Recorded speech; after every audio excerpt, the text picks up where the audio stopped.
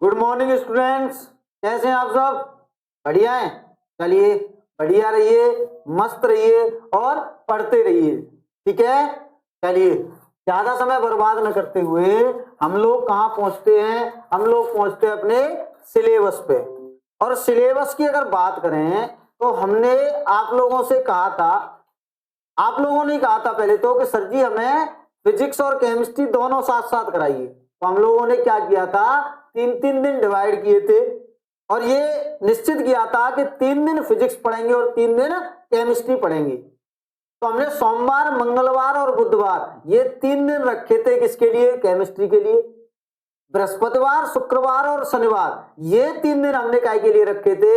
ये 3 दिन रखे थे हमने फिजिक्स के लिए, ठीक है। तो कल हमने फिजिक्स से स्टार्ट कराई थी और फिजिक्स में हम लोगों ने बात की थी सबसे पहले कि फिजिक्स होती क्या है, what is the definition of physics. तो जब हम फिजिक्स की बात कर रहे थे तो हम लोगों ने कहा था कि विज्ञान की वह शाखा जिसके अंतर्गत ऊर्जा तथा ऊर्जा के विभिन्न स्वरूपों का उनकी अन्योन्य क्रियाओं के साथ अध्ययन किया जाता है, फिजिक्स कहलाती। आ रही है कि नहीं बात समझ में? आप लोगों ने कहा बिल्कुल आ रही है सर जी। उसके बाद में हमने अपना पहला चैप्टर स्टार्ट किया था और उस पहले चैप्टर का नाम था प्रकाश का परावर्तन तथा अपवर्तन।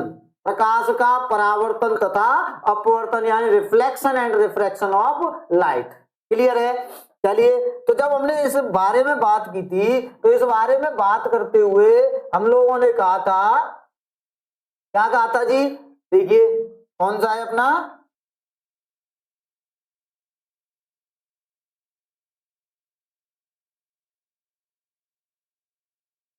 Reflection and refraction, refraction of light, reflection and refraction of light.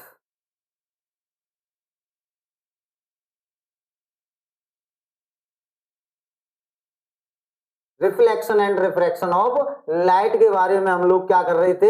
बात कर रहे थे बेटा जी। क्या कर रहे थे हम लोग? बात कर रहे थे प्रकाश का परावर्तन तथा अपवर्तन। प्रकाश का परावर्तन तथा अपवर्तन की क्या कर रहे थे हम लोग? बात कर रहे थे, ठीक है। इतनी सी बात आ रही है सबके समझ में? आप लोगों ने कहा बिल्कुल समझ में आ रही है सर जी। चलिए, तो जब हम रिफ्लेक्शन एंड रिफ्रैक्शन की बात कर रहे थे तो कल हमने स्टार्ट कराया था अपना, कौन सा स्टार्ट कराया था? रिफ्लेक्शन ही स्टार्ट कराया था सर जी। क्या स्टार्ट कराया था? रिफ्लेक्शन ही हम लोगों ने स्टार्ट किया था। तो हमने स्टार्ट किया था कहां से? लाइट से। कि प्रकाश क्या होता है, तो मैंने आप लोगों को बताया था कि प्रकाश एक प्रकार की ऊर्जा है जो वस्तुओं को दिखाने की संवेदना प्रकट करती है।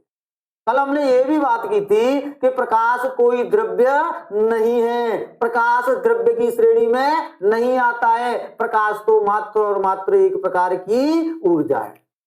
हमने कल द्रव्य की भी बात की थी और द्रव्य में हमने ये देखा था कि वे वस्तुएं हैं जो स्थान घेरती हैं, जिनमें कुछ भार होता है तथा जिनका अनुभव हम अपनी ज्ञानेंद्रियों द्वारा कर सकते हैं, वे सब के सब क्या हैं? द्रव्य हैं।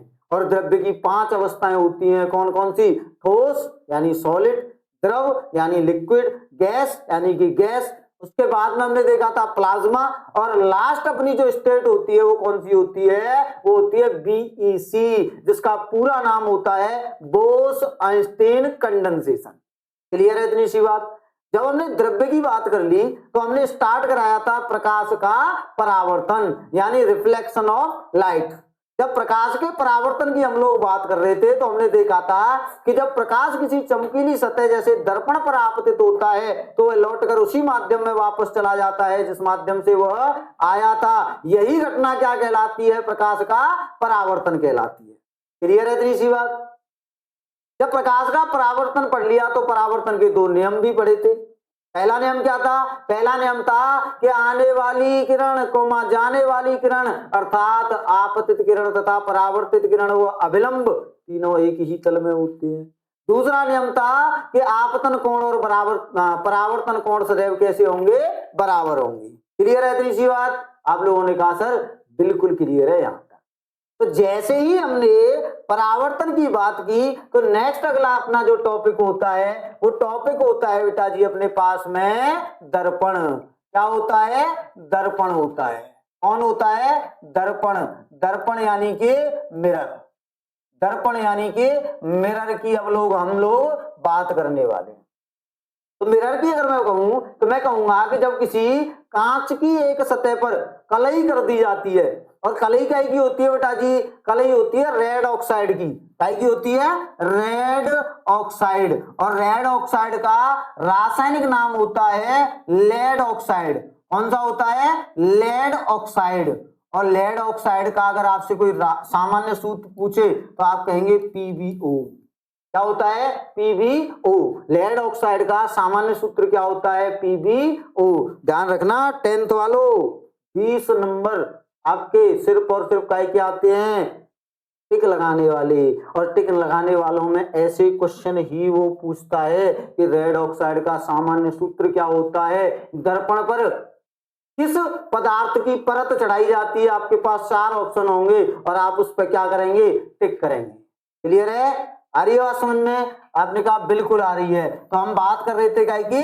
दर्पण की। तो दर्पण कितने प्रकार के होते हैं? आपने कहा सर जी दर्पण तो 2 प्रकार के होते हैं। दर्पण कितने प्रकार के होते हैं? 2 प्रकार के होते हैं। एक तो होता है समतल दर्पण और एक होता है गोलीय दर्पण। कौन सा? गोलीय दर्पण।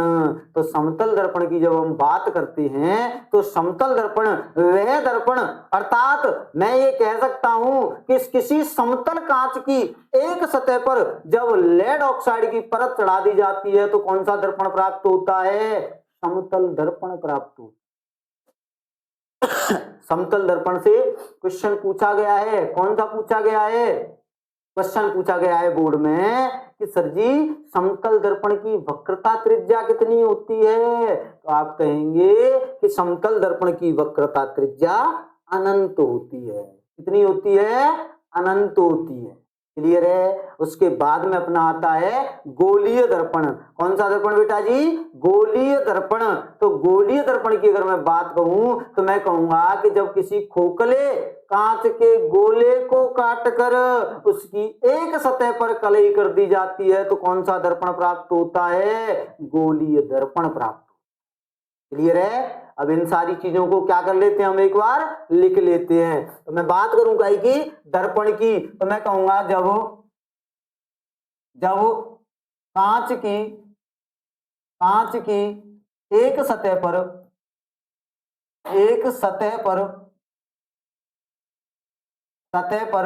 कलई कर दी जाती है, कलई की जाती है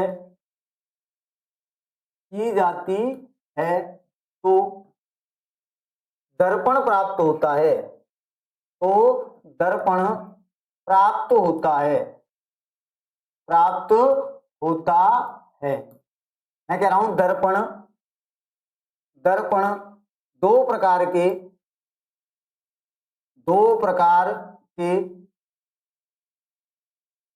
होते हैं।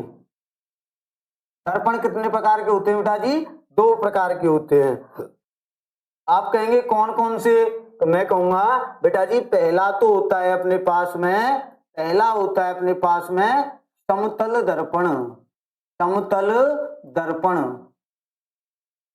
और दूसरा कौन सा होता है? दूसरा होता है सर जी अपने पास में गोलीय दर्पण। एक तो कौन सा होता है? समतल दर्पण और दूसरा होता है गोलीय दर्पण। तो हम बात कर लेंगे सबसे पहले काय की? समतल दर्पण की। समतल दर्पण इंग्लिश में क्या बोलते हैं? Parallel mirror. समतल दर्पण की बात करें तो समतल दर्पण की अगर मैं बात करूंगा तो आप कहेंगे कि सर जी जब समतल कांच की एक सतह पर कलई कर दी जाती है तो कौन सा दर्पण प्राप्त होता है? समतल दर्पण प्राप्त होता है। मैं कहूंगा समतल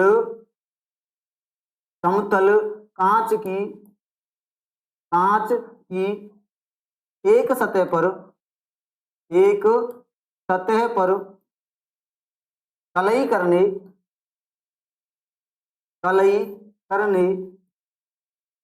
पर क्या होता है बेटा जी, समतल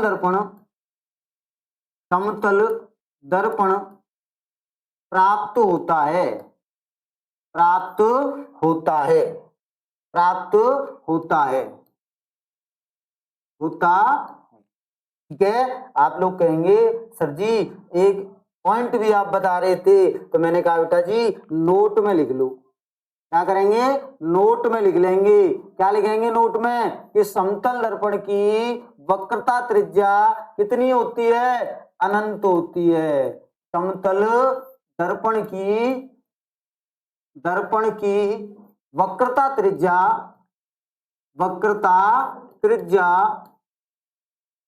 त्रिज्या अनंत, और अनंत को हम हिंदी में क्या बोलते हैं, अपरिभाषित बोलते हैं। अनंत होती है, अनंत होती है।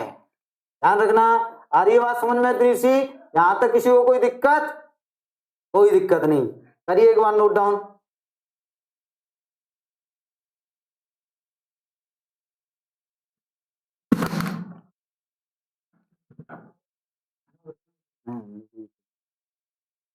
हो गया बेटा जी, क्लियर है यहां तक। चलिए आगे बात कर लेते हैं। आगे अगर हम लोग बात करें तो मैं क्या कहूंगा, मैं कहूंगा सर जी आपने समतल दर्पण पढ़ लिया, अब हम काय की बात करने वाले हैं, अब हम बात करने वाले हैं गोलीय दर्पण के बारे में। काय के बारे में बात करने वाले हैं, बात करने वाले हैं अब हम लोग गोलीय दर्पण के बारे में। तो दूसरा अपने पास जो दर्पण है, दूसरा अपने पास जो दर्पण है वो दर्पण है सर जी गोलीय दर्पण। कौन सा, गोलीय दर्पण। तो गोलीय दर्पण की अगर हम बात करें, गोलीय दर्पण के बारे में हम लोग क्या कह सकते हैं, कि मैं कहूंगा कि सर जी जब खोखले कांच के गोले को काट कर उसकी एक सतह पर कलई कर दी जाती है तो कौन सा दर्पण प्राप्त होता है, गोलीय दर्पण प्राप्त होता है। मैं यहां से कहूंगा जब जब खोखले कांच के गोले को, खोखले कांच के गोले को काट कर उसकी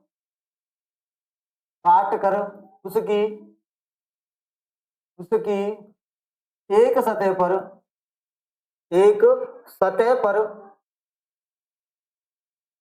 सतह पर कलई कर दी जाती है। और कलई काय की होती है, लेड ऑक्साइड यानी पीबीओ की। कलई काय की होती है, लेड ऑक्साइड यानी कि पीबीओ की। ध्यान रखना, लेड ऑक्साइड का नाम रेड ऑक्साइड भी बोल देते हैं।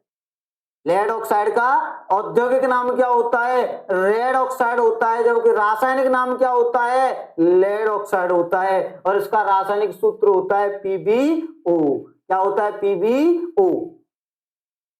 कलई कर दी जाती है, कर दी जाती है तो क्या होता है बेटा जी, गोलीय दर्पण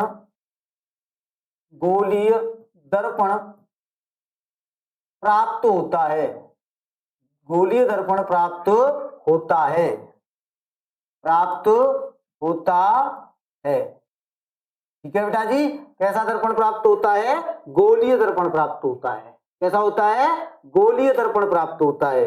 और गोलीय दर्पण भी कितने प्रकार के होते हैं, दो प्रकार के होते हैं। तो मैं कहूंगा गोलीय दर्पण दो प्रकार के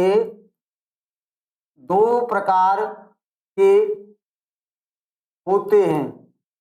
गोलीय दर्पण दो प्रकार के होते हैं।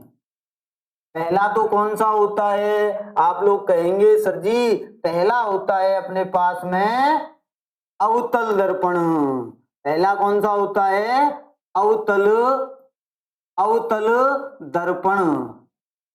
और अवतल दर्पण को हम क्या बोलते हैं, कॉनकेव मिरर।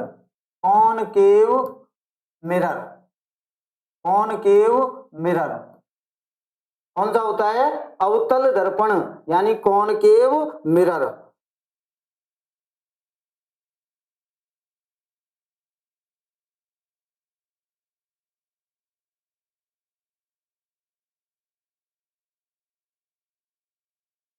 और दूसरा कौन सा होता है जी?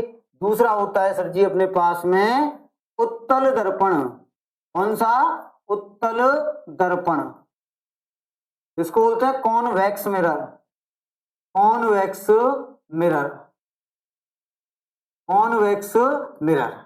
तो इस प्रकार से गोलीय दर्पण हमारे पास कितने प्रकार के होते हैं बेटा जी? दो प्रकार के होते हैं। एक तो होता है अवतल दर्पण और एक होता है उत्तल दर्पण। कॉनकेव मिरर और कॉन्वेक्स मिरर।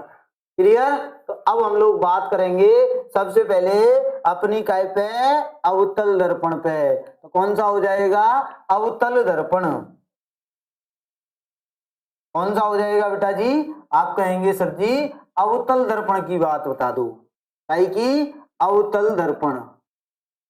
अवतल दर्पण यानी concave, concave mirror. Concave mirror. Concave mirror की अगर मैं बात करूं तो कॉनकेव मिरर में मैं क्या कह सकता हूं? आप लोग कहेंगे सर जी कॉनकेव मिरर में आप कह सकते हो कि ऐसा दर्पण या फिर ऐसा गोलीय दर्पण जिसके आंतरिक भाग पर कलई की जाती है। भाई मैंने क्या किया था?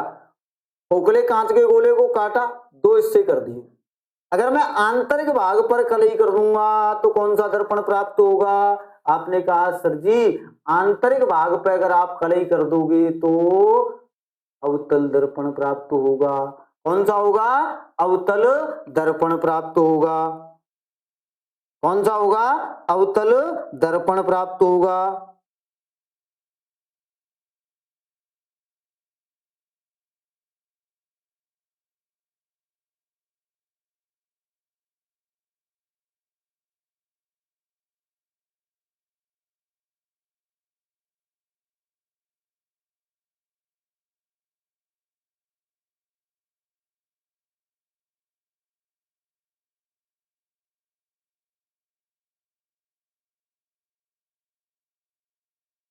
आंतरिक भाग पे कलई करेंगे तो सुनिए बेटा, हम क्या बात कर रहे थे? थोड़ा सा फोन आ गया था बेटा। देखिए मैं बात कर रहा था काय की? अवतल दर्पण और उत्तल दर्पण की। तो मैंने कहा कि ये इस प्रकार से गोले को मैंने काटा और गोले को काटने के बाद में अगर मैं बाहरी भाग पर कलई कर रहा हूं, कौन से? बाहरी भाग पर कलई कर रहा हूं, तो कौन सा दर्पण प्राप्त होना है? सर जी अवतल दर्पण प्राप्त होना है। और यदि आंतरिक भाग पर कलई कर रहा हूं तो कौन सा दर्पण प्राप्त होना है? उत्तल दर्पण प्राप्त होना है। कौन सा? उत्तल दर्पण प्राप्त हो रहा है। तो मैं यहां से कहूंगा, मैं क्या कहूंगा बेटा जी? मैं यहां से कह दूंगा कि जब जब कटे हुए खोखले खोखले कांच के टुकड़े के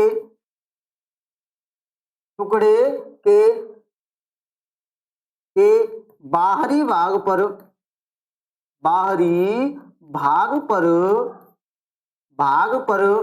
कलई की जाती है, कलई की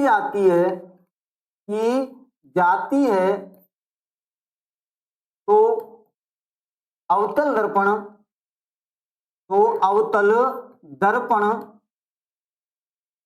होता है।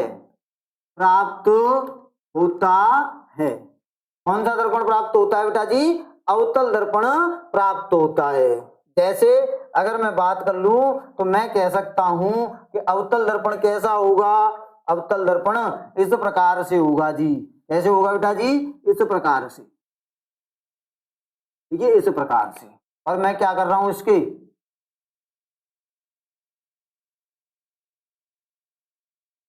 ये जब कटे हुए खोखले कांच के टुकड़े के बाहरी भाग पर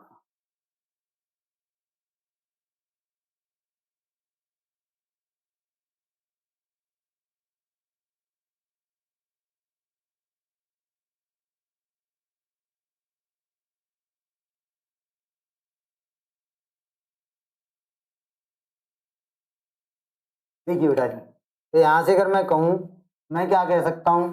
इस प्रकार से। देखिए मैंने कहा इस प्रकार से ये कांच का, खोखले कांच का टुकड़ा है और इसके मैं क्या कर रहा हूं, बाहरी भाग पर इस प्रकार से मैं क्या कर रहा हूं बेटा जी, कलई कर रहा हूं। क्या कर रहा हूं, कलई कर रहा हूं। तो ये जो दर्पण प्राप्त हुआ है, ये वाला जो दर्पण हम लोगों को प्राप्त हुआ है, ये दर्पण ही कौन सा है, ये ही दर्पण अपने पास में कौन सा है, अवतल दर्पण है। कौन सा है, अवतल दर्पण। इसी को हम लोग क्या बोलेंगे, इसी को बोलेंगे हम लोग अवतल दर्पण। यही कहलाएगा अपने पास में कौन, यही कहलाएगा सर जी अपने पास अवतल दर्पण। क्लियर है, यहां तक किसी को कोई दिक्कत, कौन के मिरर तक आप लोगों ने कहा सर कोई दिक्कत कोई परेशानी नहीं है। एक बार क्या करेंगे, नोट डाउन करेंगे।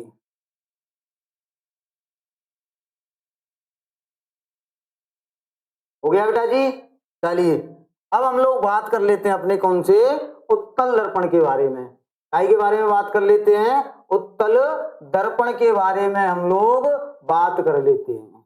ठीक है, चलिए उत्तल दर्पण की अगर मैं बात करूं तो उत्तल दर्पण में क्या होगा, अगला पॉइंट अपने पास, अगला पॉइंट आ जाएगा अपने पास उत्तल दर्पण। कौन सा, उत्तल दर्पण, यानी कि convex mirror. Convex mirror, convex mirror. तो कॉन्वेक्स मिरर की अगर मैं बात करूं, मैं क्या कह सकता हूं, आपने कहा सर जी कॉन्वेक्स मिरर में तो आप कह सकते हो कि आंतरिक भाग पर कलई की जाए। क्या की जाएगी, आंतरिक भाग पर कलई की जाएगी। तो मैं कह सकता हूं कि कटे हुए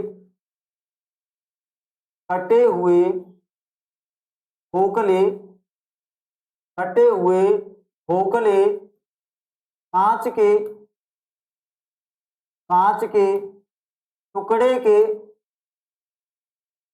कटे हुए खोखले कांच के टुकड़े के आंतरिक भाग पर, आंतरिक भाग पर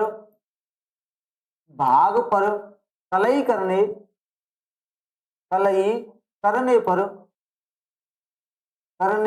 पर कौन सा होता है जी, करने पर उत्तल दर्पण प्राप्त होता है। पर उत्तल दर्पण प्राप्त होता है, प्राप्त होता है। कौन सा दर्पण प्राप्त होता है बेटा जी, उत्तल दर्पण प्राप्त होता है। जैसे अगर मैं बात करूं उत्तल दर्पण की तो मैं कह रहा हूं इस प्रकार से, देखिए किस प्रकार से, इस प्रकार से। ये क्या हो गया अपने पास में, एक कटा हुआ कांच का टुकड़ा और इसके क्या कर रहा हूं बेटा, मैं आंतरिक भाग पर कलई कर रहा हूं।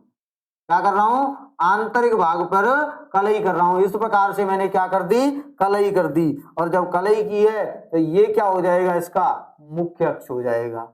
ये जो दर्पण आप लोगों को प्राप्त हुआ है, इस दर्पण को ही हम लोग क्या बोलते हैं, इसे ही बोलते हैं हम लोग उत्तल दर्पण। क्या बोलते हैं बेटा जी, उत्तल दर्पण बोलते हैं। आ रही बात समझ में इतनी सी, किसी को कोई दिक्कत कोई परेशानी यहां तक, आप लोगों ने कहा कोई दिक्कत कोई परेशानी नहीं है। देखिए जैसे ही हमने उत्तल दर्पण और अवतल दर्पण पढ़े, अब होता क्या है कि हमें दर्पणों से संबंधित कुछ महत्वपूर्ण परिभाषाओं के बारे में बात करनी होती है। कैसे, दर्पणों से संबंधित कुछ महत्वपूर्ण परिभाषाओं के बारे में हम लोग बात करेंगे। चलिए तो दर्पणों से संबंधित कुछ महत्वपूर्ण परिभाषाओं के बारे में अगर हम बात करें तो हम क्या कह सकते हैं उस बारे में सुने। मैं ये कह रहा हूं, मैं क्या कह रहा हूं बेटा जी, मैं ये कह रहा हूं अगली अपनी जो हेडिंग आएगी वो निकल के आएगी, क्या आएगी, दर्पणों से संबंधित, दर्पणों से संबंधित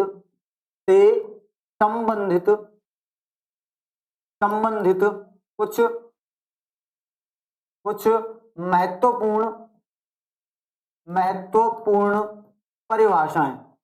महत्वपूर्ण परिभाषाएं, ठीक है, दर्पणों से संबंधित कुछ महत्वपूर्ण परिभाषाएं। some important definitions related to mirrors. Some important definition related to mirrors. देखिए आपके सिलेबस में समतल दर्पण सिर्फ और सिर्फ इतना है कि समतल दर्पण की वक्रता त्रिज्या पूछ सकता है और कुछ नहीं पूछता है, ठीक है। लेकिन गोलीय दर्पण का पूरा पार्ट आपके सिलेबस में है, ठीक है। तो हमें दर्पणों से संबंधित महत्वपूर्ण परिभाषाओं की बात करनी है, तो क्या कर लेंगे हम, एक बार समझेंगे। सबसे पहले क्या करेंगे, एक बार समझेंगे। देखिए मैं क्या कर रहा हूं, मैं दो दर्पण बना रहा हूं आपके पास।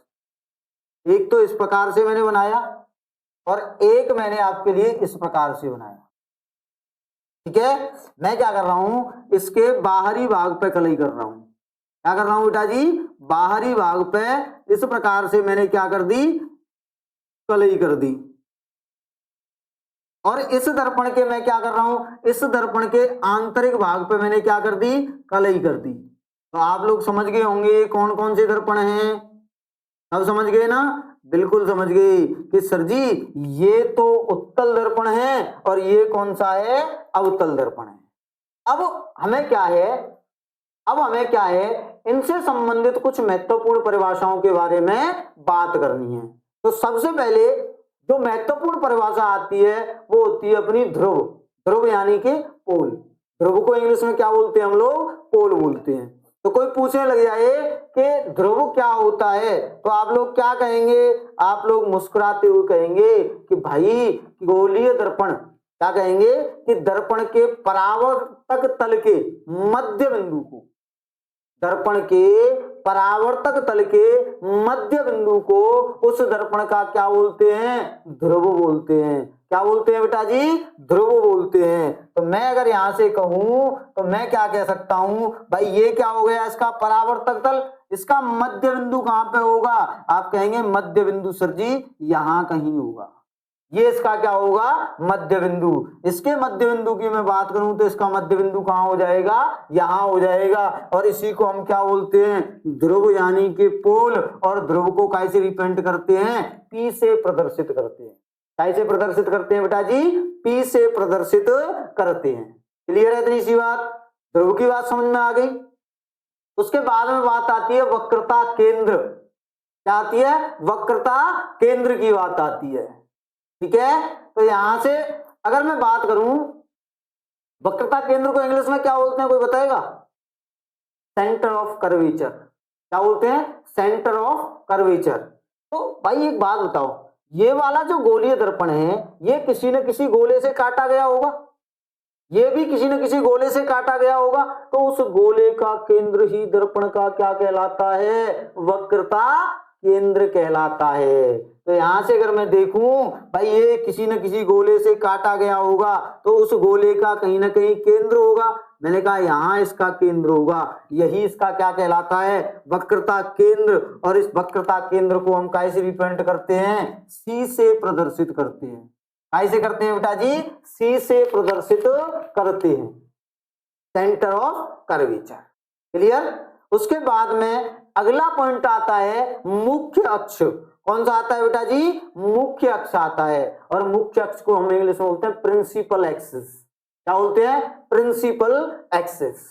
कोई पूछे क्या होता है प्रिंसिपल एक्सिस, तो हम मुस्कुराते हुए कहेंगे कि सर जी प्रिंसिपल एक्सिस होती है, क्या होती है वक्रता केंद्र तथा, क्या होगी बेटा जी, वक्रता केंद्र तथा ध्रुव को मिलाने वाली, वक्रता केंद्र तथा ध्रुव को मिलाने वाली सीधी रेखा उस दर्पण की क्या कहलाती है, मुख्य अक्ष कहलाती है। क्या कहलाती है, मुख्य अक्ष कहलाती है। तो मैं क्या कहूंगा, मैं कहूंगा सर जी, मैं क्या कह दूंगा सर जी, ये इसका क्या हो जाएगा, मुख्य अक्ष हो जाएगा। क्या हो जाएगा, मुख्य अक्ष हो जाएगा।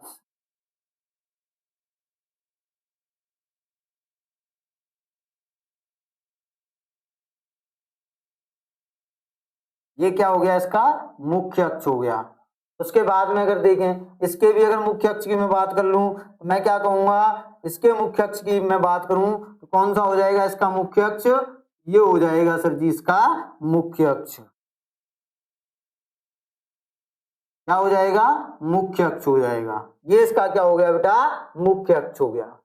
मुख्य अक्ष के बाद में वो पूछता है, क्या पूछता है हम लोगों से, वो पूछता है आपसे वक्रता त्रिज्या के बारे में, रेडियस ऑफ कर्वेचर के बारे में। तो आप कहेंगे कि सर जी वक्रता केंद्र तथा ध्रुव के मध्य की सीधी दूरी क्या कहलाती है, वक्रता त्रिज्या कहलाती है। अर्थात मैं ये भी कह सकता हूं कि गोलीय दर्पण जिस गोले से काटा गया है उस गोले की त्रिज्या दर्पण की क्या कहलाती है, वक्रता त्रिज्या कहलाती है। क्या कहलाती है बेटा जी, वक्रता त्रिज्या कहलाती है। तो वक्रता त्रिज्या यहां से यहां तक की दूरी, ये वाली सीधी दूरी क्या कहलाएगी, वक्रता त्रिज्या कहलाएगी, रेडियस ऑफ कर्वेचर कहलाएगी। और रेडियस ऑफ कर्वेचर को हम कैसे रिप्रेजेंट करते हैं, आप लोग कहेंगे कि sir ji radius of curvature को हम लोग आर से प्रदर्शित करते हैं।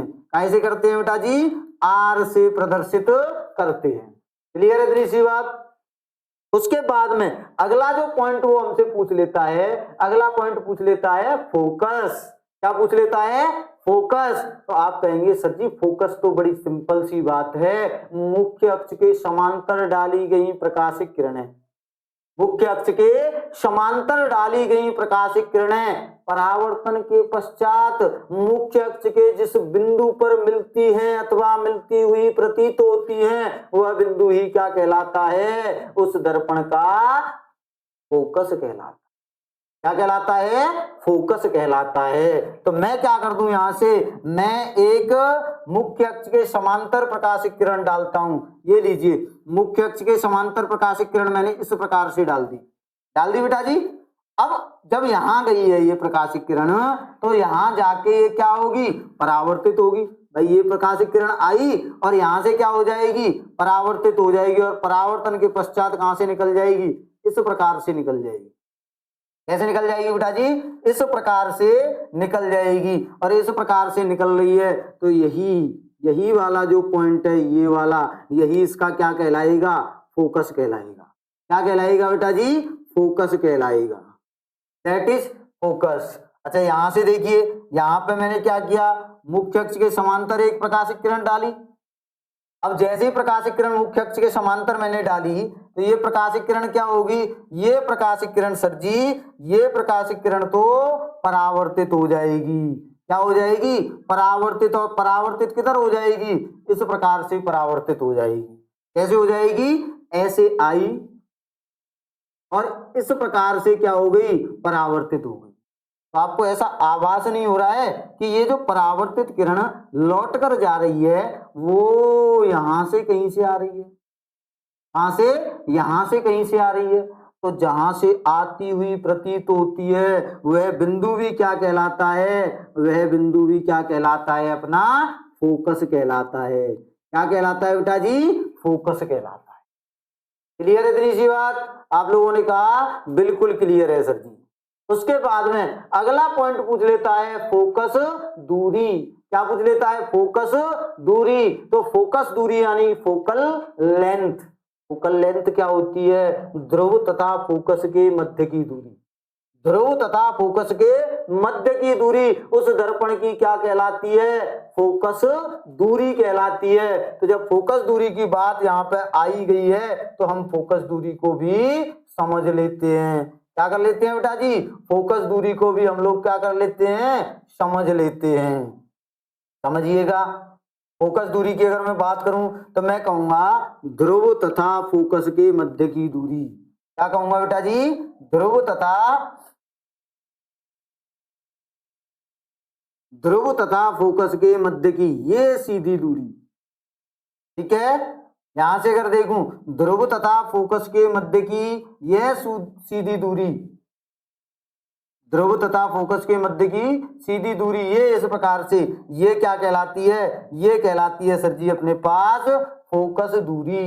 क्या कहलाती है, फोकस दूरी यानी फोकल लेंथ।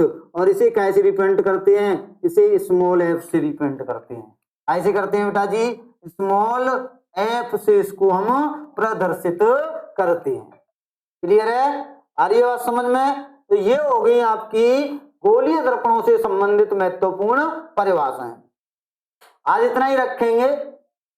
कल इन डेफिनेशंस के बारे में डिटेल में बात करेंगे, ठीक है, क्योंकि डेफिनेशन कभी कभी वो पेपर में पूछ लेता है। क्लियर है? आ रही है बात समझ में? चलिए आज इतना ही रखते हैं। अगर वीडियो अच्छी लगे तो लाइक करिए, कमेंट करिए, शेयर करिए और चैनल को ज्यादा से ज्यादा सब्सक्राइब करिए। ठीक है, आज के लिए इतना ही, धन्यवाद।